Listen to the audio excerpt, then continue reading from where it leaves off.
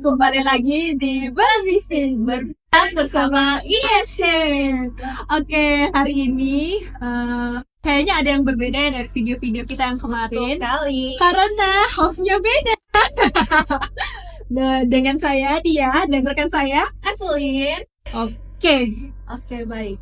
Sekarang kita mau bahas apa nih, Evelyn? Kita akan membahas mengenai design thinking nih teman-teman. Design thinking. Judulnya keren banget ya. Betul. Dan kita hari ini kedatangan narasumber yang luar biasa, yaitu Bapak Yuharisdika Pratama, sarjana teknik, magister teknik, dan insinyur profesional Pratama. Dia adalah Prodi Teknik Industri Universitas Katolik Sekuritas.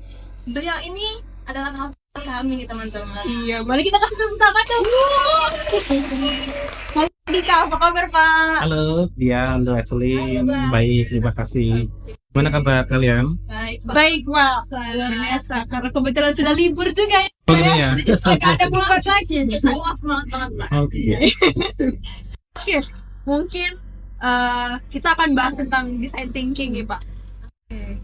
Sebelumnya nih Pak, masih macam topik aja nih Pak. Kira-kira tuh design thinking gimana sih Pak? Dan bedanya design thinking dengan pemecahan masalah lainnya itu gimana? Oke, baik. Saya manggilnya siapa ini? Teman-teman atau ini? Kalian ada panggilan nggak untuk pendengar berbisik? Belum ada ya? Jadi buat teman yang ada, ini ya topik di bawah ya. Oke, kembali ke topik ya. Jadi seperti pertanyaan Evelyn tentang design thinking ya. Jadi design thinking itu salah satu pendekatan untuk pemecahan masalah, benar ya. Jadi ada banyak pendekatan yang bisa digunakan untuk memecahkan masalah, satunya design thinking. Nah, design thinking ini kalau kita lihat sejarahnya itu pertama kali dikenalkan atau dipublikasi oleh seseorang ya yang memang dia ahli di bidang desain ya, namanya David Kelley ya. David ini adalah salah satu pengajar di Stanford University ya. Kemudian dia berkolaborasi dengan seseorang yang namanya Tim Brown di tahun 1980 ya. Mereka membuat satu perusahaan yang namanya IDEO. Nanti kalian cari di Google ya, namanya IDEO, itu perusahaan konsultan di bidang desain dan juga inovasi. Nah, dari kolaborasi mereka inilah itu muncul konsep atau pendekatan yang disebut dengan design thinking ya. Jadi, apa itu design thinking ya? Kalau di artikel design dan juga thinking itu kan kita berpikir desain ya. Jadi, ketika menyelesaikan permasalahan apapun masalahnya, itu kita diajak untuk pikir dari sudut pandangnya seorang desainer. Jadi, desainer itu kan dia merancang sesuatu itu dari nol ya. Pertama, desainer itu ketika merancang sesuatu dia harus lihat siapa yang akan jadi customer atau usernya. Jadi basisnya memang kalau design thinking itu adalah pendekatan yang berbasis human centered design. Artinya desainnya disesuaikan dengan manusia ya. Jadi siapa yang menggunakan, siapa yang memakai, ya kita harus sesuaikan apa yang kita akan rancang dengan mereka. Jadi kalau mau diterjemahkan memang kalau saya sih lebih suka menggunakan definisi ya, salah satu pendekatan ya yang berbasis manusia untuk menghasilkan satu rancangan yang inovatif. Nah, itu design thinking ya.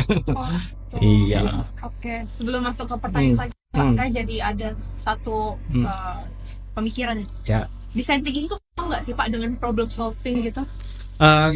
Problem solving itu kan intinya kita menyelesaikan permasalahan. Nah, banyak yang bisa kita gunakan metode atau pendekatannya.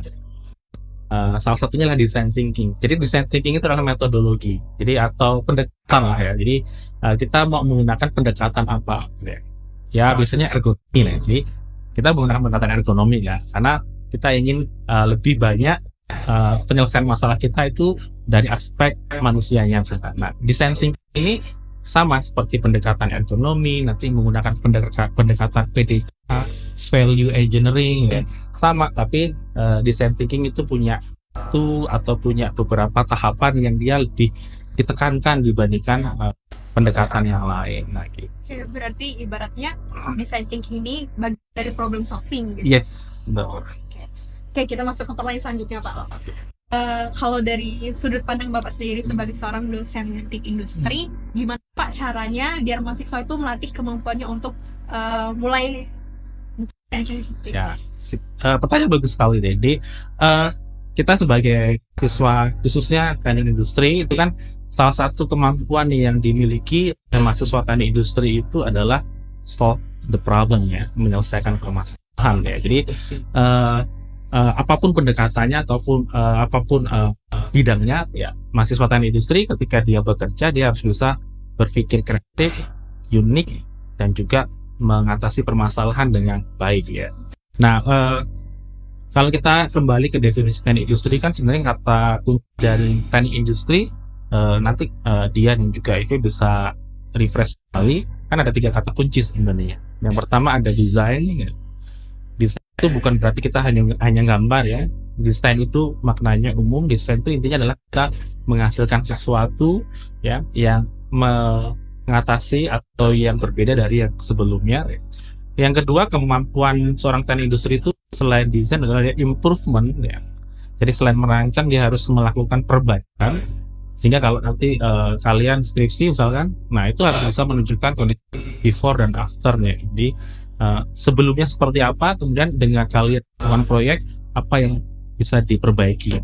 Nah yang terakhir yang paling atau yang nggak kalah penting adalah installation atau implementasinya ya. Jadi setelah dirancang, diperbaiki, sudah tahu solusinya, kemudian kalau nggak bisa menerapkan juga sama bohong. Sehingga memang rata-rata skripsinya mahasiswa teknik industri kan berbasis studi kasus ya. Memang nanti harus ada implementasi supaya ya dari saat implementasi itulah kita bisa belajar. Oh ternyata yang saya rencanakan itu berbeda. Nah sehingga perlu dari awal sebenarnya mahasiswa teknik industri itu melatih melatih critical thinking kita untuk supaya kita tuh aware bahwa ini ada masalah ya, ini ada sesuatu yang belum maksimal, ini ada sesuatu yang bisa diimprove ya. Nah sebenarnya dengan design thinking itu harapannya itu bisa memberikan tadi ya critical thinking ke kita bahwa ini di lingkungan kita atau dimanapun kita berada ada sesuatu yang masih kita bisa improve loh ya. Jadi itu bagus sekali sebenarnya di kalangan mahasiswa kalau memang mahasiswa bahwa mereka tuh harus menjadi agen perubahan, harus ada yang lebih baik ketika mereka ada di mana pun berada tuh ya. Sekarang ini kan teknologi itu udah maju banget kan? Dan sekarang tuh ada konsep tuh Internet of Things. Nah kadang tuh kita sebagai mahasiswa, sebagai manusia kita kan merupakan sumber daya saing.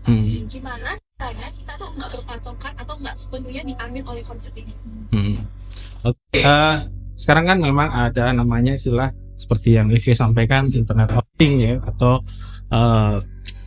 orang lebih sering mendengar istilah disruption ya atau disrupsi. Disrupsi itu jangan semuanya itu diubah secara radikal ya oleh teknologi ya.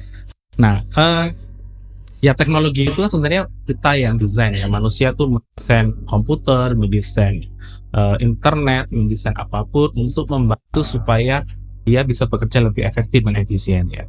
Nah, tetapi kadang-kadang ya karena yang merancang dengan yang menggunakan itu orang yang berbeda ya, sehingga kita lebih condong bahwa kita sebagai user ya, kita bukan sebagai desainer, kita bukan sebagai perancang, sehingga ini kita kehilangan human sense kita atau kemanusiaan kita karena terlalu mengandalkan keenakan atau kemudahan yang sudah diberikan oleh orang lain ya. Misalkan kita diberikan bantuan AI, dengan AI kita akhirnya mengandalkan bahwa pekerjaan kita itu ya sudah dilakukan AI ya, sehingga human sense kita atau kemanusiaan kita itu menjadi hilang.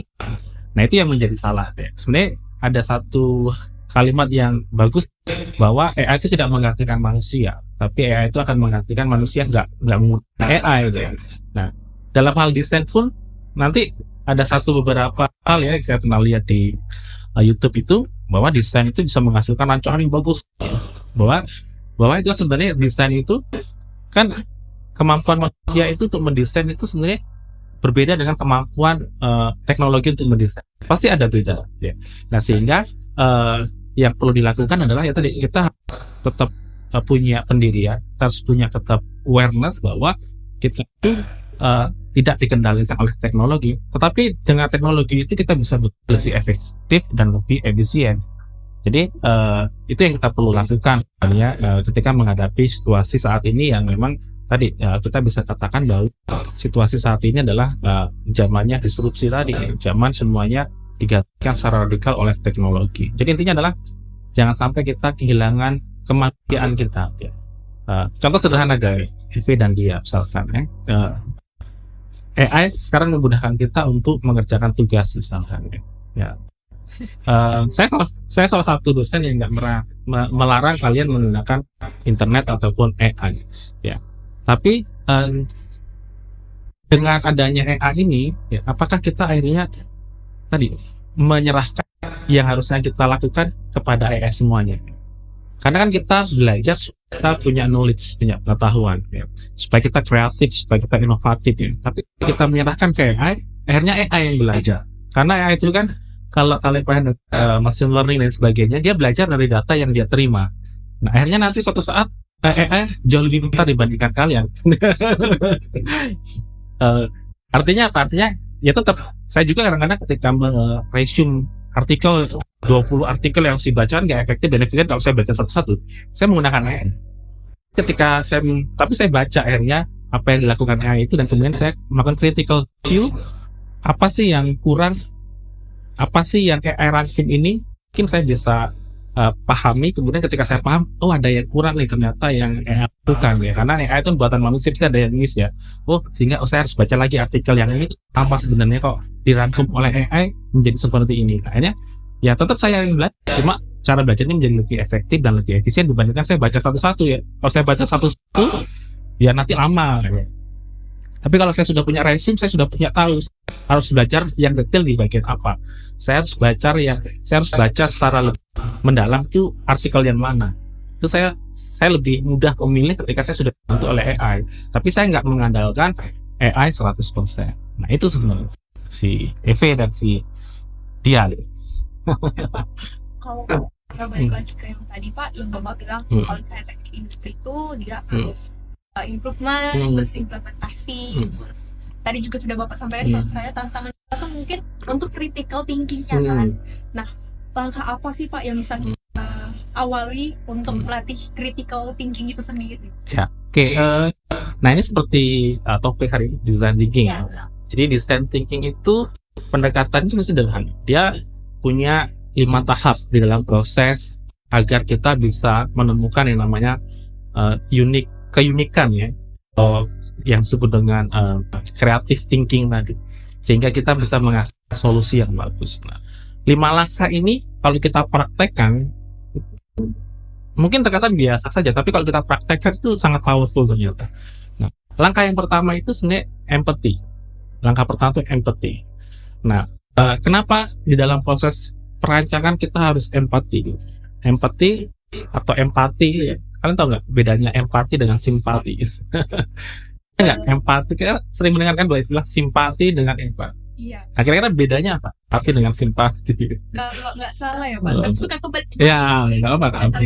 Sama simpati. Kalau simpati itu perasaan kita ke orang lain. Kalau empati itu tindakan. Iya, clear. Jelas ya. Jadi kalau simpati itu kita hanya punya rasa. Misalkan saya punya simpati kasihan dengan Dasin ya. Ya hanya kasihan aja deh. Nggak do something dia, nggak melakukan sesuatu. Tapi kalau dulu saya juga ketika mengalami situasi seperti Dasin, saya juga ada susah juga ya, nggak mudah ya. Saya akhirnya dengan saya simpati, tidak hanya sekedar simpati tapi empati tadi itu membuat saya take action. Apa yang bukan mungkin saya nggak hanya sekedar marahin Dasin, bukan marahin Dasinnya, tapi nggak sekedar ngatain Dasin. Mungkin saya ngajak Dasin untuk melakukan supaya masalahnya Dasin selesai. Itu contoh. Jadi artinya apa? Empati itu membuat kita itu tidak sekedar punya perasaan kasihannya. Nah di dalam design thinking kita diajar untuk kita berempati kepada siapa? Kepada ya permasalahan yang kita akan selesaikan. Contoh sederhana. Ini contoh real di kasus karena kita teknik industri, saya akan kasih contoh tentang produk desainnya, tentang perancangan satu produk. Ada satu kasusnya yang saya baca dari satu artikel ya di Amerika. Itu ada satu healthcare service ya, atau layanan kesehatan. Itu ada banyak anak-anak nggak mau diperiksa di rumah sakit, terutama di ruang namanya MRI atau seperti apa ya? Kita masuk ke satu alat ya, MRI itu kita cek semua badan kita ada masalah atau enggak. Nah, Anak-anak itu rata-rata di rumah sakit itu takut. Dia rata-rata nggak mau, apalagi anak usia 5 tahun ke bawah kan nggak bisa dikendalikan. Kalau orang tua mungkin tahu oke nurut, tapi kalau anak kecil kan nggak. Nah, dia nggak mau masuk ke alat itu kan, takut alatnya itu bulat, dalam, terus ada suara berisik ya. Nanti takut di dalam ada sesuatu ya. Nah, ini kan masalah kan. Nah, kemudian dia satu orang desain untuk membantu ini gimana ya kalau anak-anak nggak mau menggunakan alat ini, bagaimana kita tahu bahwa alat ini atau bagaimana kita tahu anak itu ada masalah atau tidak ya. Nah, sehingga apa? Nah, dia si orang benar itu observasi. Yang penting itu kita mengamati, kita misalkan kalau saya jadi anak-anak itu kira-kira kenapa sih kok saya takut menggunakan alat ini kan? Nah, dia amati itu dalam waktu beberapa hari, beberapa minggu sampai dia bisa menemukan satu kesimpulan. Nah, dalam waktu prosesnya berjalan ternyata si desainer ini menemukan, oh ya, memanglah kalau saya jadi anak juga saya takut menggunakan alat ini kan. Sudah alatnya seperti gua yang dalam ya, yang di situ nggak boleh kita menggunakan apa-apa, boleh ditemani orang tua, terus di dalam tuh suaranya berisik dan lain sebagainya. Terus alatnya itu alat kesehatan yang menakutkan gitu ya. Nah, sehingga dia ya wajar. Jadi kita paksa anak untuk menggunakan itu kan dia takut. Sehingga dia desainer menyarankan gimana? Kita buat hanya dengan storytelling nih. Jadi desainnya jangan dibuat seperti desain rumah sakit pada umumnya. Nah, kemudian di ruangan rumah sakit dibuat seperti Jurassic Park, seperti taman dinosaurus ya. Nanti ada hiasan-hiasan, kemudian di MRI-nya itu dianggap sebagai wow. Nah, jadi anak-anak kita ajak storytelling, kita ajak cerita, kita tidak sadar dia, kita lihat yuk, di dalam gua itu mungkin ada dinosaurus jenis kecil ya. Kita lihat yuk, coba pelan-pelan, saya di luar, kamu di dalam ya. Anak have fun ya, menikmatkan seperti taman bermain ya. Nah, akhirnya ya lambat laun konsep itu akhirnya berhasil. Anak-anak yang akan diperiksa akhirnya dia malah senang, ketagihan mau dicek lagi di situ kan. Itu dianggap sebagai taman bermain yang menarik bagi mereka. Nah, itu contoh design thinking. Nah, itu tahap empathy ya. Jadi tahap empathy tahap awal yang membantu kita harus punya kekritisan tadi. Kira-kira user, yang kita akan bantu masalahnya itu perasaannya seperti apa sih deh. Saya berusaha immerse tuh menjadi satu dengan mereka. Kira-kira bagaimana kalau saya menjadi seorang atau menjadi mereka, sehingga ketika saya nanti tahapnya namanya divine. Jadi setelah empathy, tahap udah divine, saya mulai mendefinisikan kira-kira apa temuan-temuan di tahap empathy yang ya lakukan di tahap awal. Tahap empathy kita tuh immerse tuh menyatu benar-benar dengan customer atau dengan user. Jadi kita nggak melakukan intervensi apapun, kita hanya amati, kita hanya melihat, kita merasakan. Nah, tahap divine baru kita menyaring. Tadi anak-anak ternyata nggak mau karena suaranya berisik. Nggak mau karena alatnya itu tuh menakutkan ya, seperti mau dioperasi ya. Banyak alat medis yang ada di ruangan ya. Nah, itulah kita define, kita lakukan pencatatan dan sebagainya. Nah, langkah ketiga sebenarnya adalah ide. Ide itu kita mulai memikirkan ya. Idenya apa? Setelah kita tahu mereka takut, mereka menganggap itu mengerikan, kemudian ide apa kita bisa buat ya. Nah, itu ide. Jadi kita memang di situ di ide itu nggak mudah ya. Menghasilkan ide dari satu permasalahan yang kita sudah paham itu nggak mudah. Tentu kita butuh beberapa metode. Kalau di teknik industri itu ada namanya metodenya brainstorming. Kita berpendapat dengan orang-orang yang dianggap paham. Misalkan dengan kasus rumah sakit tadi, mungkin kita bisa ajak diskusi atau brainstorming psikolog anak ya.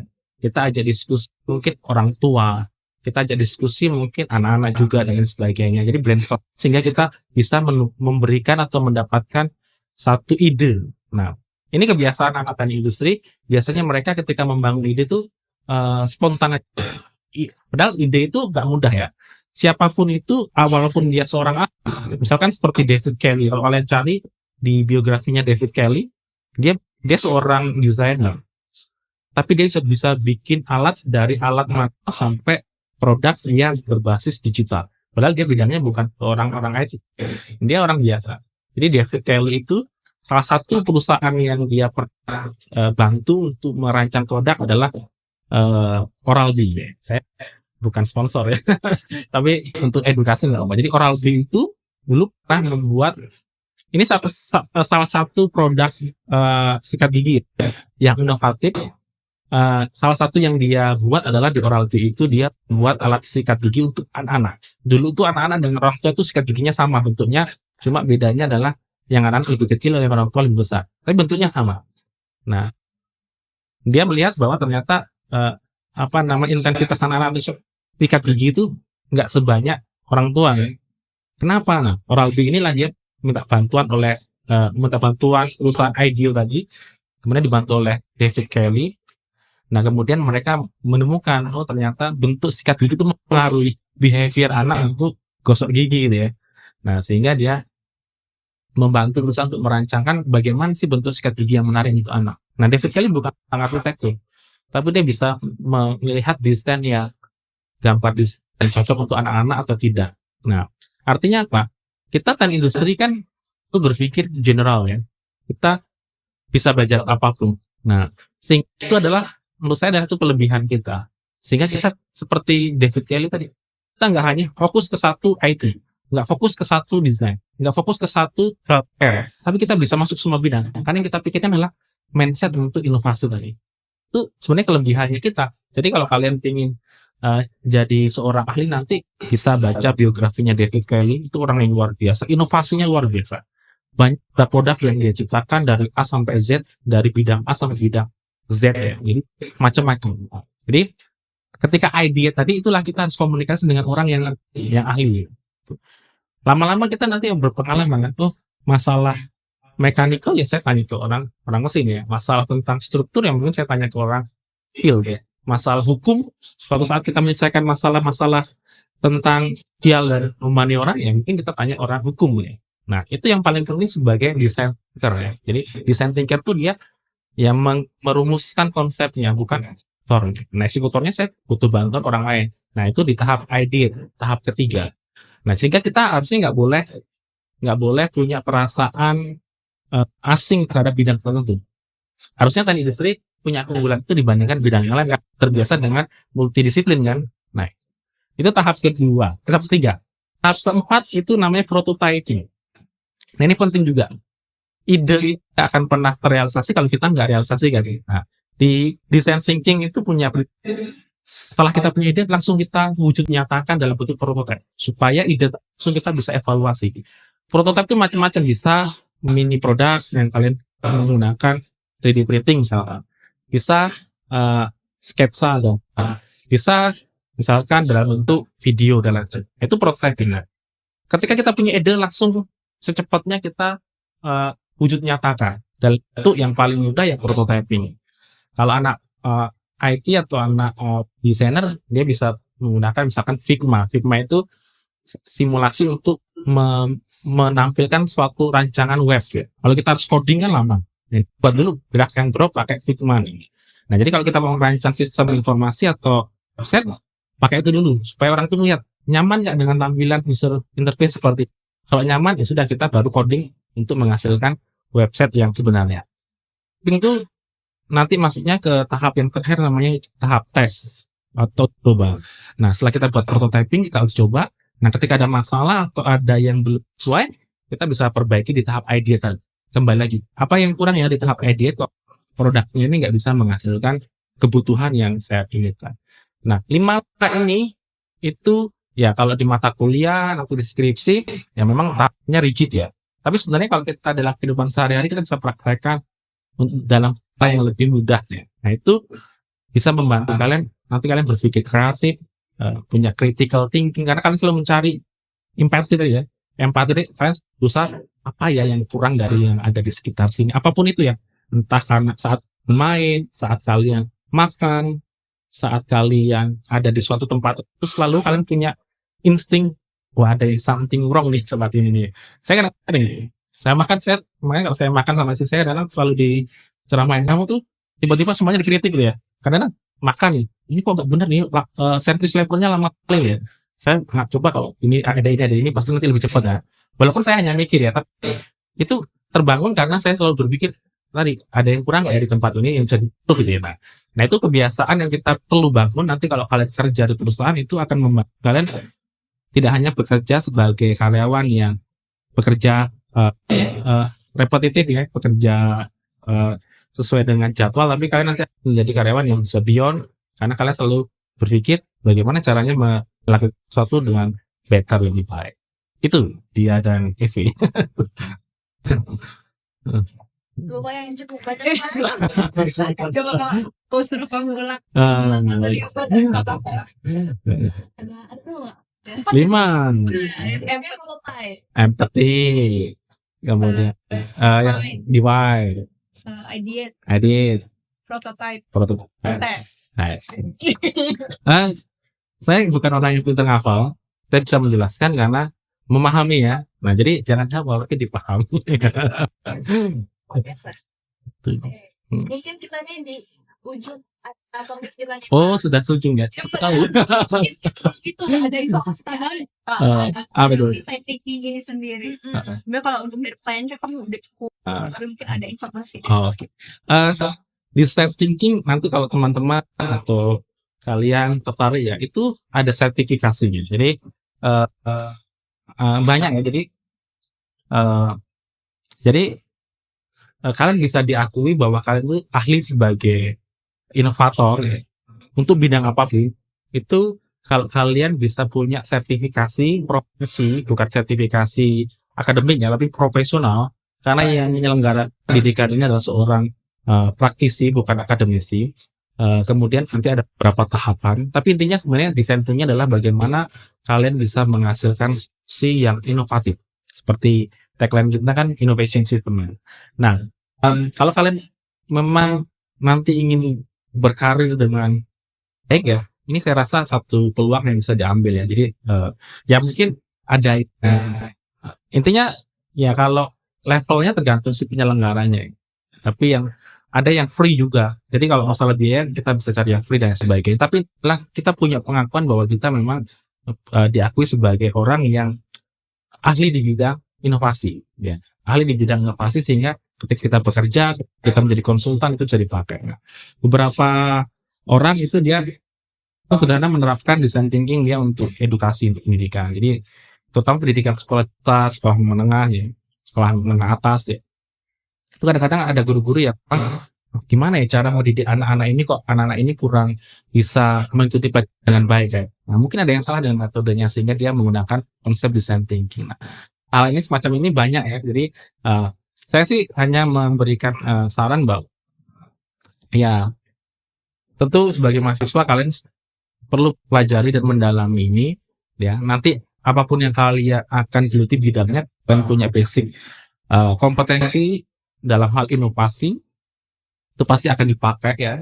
Beberapa kali kita kunjungan ke industri, salah satu yang mereka minta ketika rekrutmen adalah orangnya kreatif, inovatif ya, karena kita akan tempatkan mereka di berbagai posisi yang memang membutuhkan pemikiran inovatif dan kreatif ya. Nah, tetapi untuk menunjukkan bahwa kalian inovatif dan kreatif itu kan salah satunya adalah bukti sertifikasi kompetensi. Nah, sebagai mahasiswa perlu itu sehingga nanti ketika lulus tidak hanya ijazah tapi bisa punya pengakuan profesional bahwa kalian punya design thinking, punya kemampuan di bidang design thinking. Nah, yang kedua adalah apapun kebutuhannya, tadi hal-hal yang bisa kita pelajari dari design thinking itu rasanya kita praktekkan di dalam kehidupan kita sehari-hari. Ya, baik di kampus, baik di rumah, baik di kanan, baik di bisnis ataupun di yang lain-lain. Jadi ya silahkan, saya rasa menarik itu teman-teman semua nanti bisa pelajari, bisa cari tahu informasi tentang konsep design thinking dengan cara yang mudah, dengan cara yang simple, dengan cara asli gitu. Saya rasa itu si Dia dan Evelyn ya tentang saran saya. Terima kasih Pak, luar biasanya impact yang sudah diberi. Ya, mungkin itu pesan atau kesan dari Mbak Dika untuk para penonton podcast hari ini. Jadi teman-teman, seperti yang sudah disampaikan dari awal pembicaraan kita, memang design thinking ini sangat penting, sangat diperlukan terlebih untuk kita seorang siswa teknik industri. Nggak cuman pada saat kita menjadi mahasiswa, bahkan nanti pada saat kita di juga. Oke, mungkin segitu aja episode kita kali ini. Terima kasih kepada Pak Dika yang sudah menyediakan waktu dan juga tenaganya untuk kita kali ini. Dan terima kasih untuk siapa, Evelyn? Para teman-teman kita yang bekerja di belakang layar. Terima kasih ya Nur. Oke, sampai berjumpa di episode berikutnya Laboratorium Innovation System Center. All for one. Bye bye.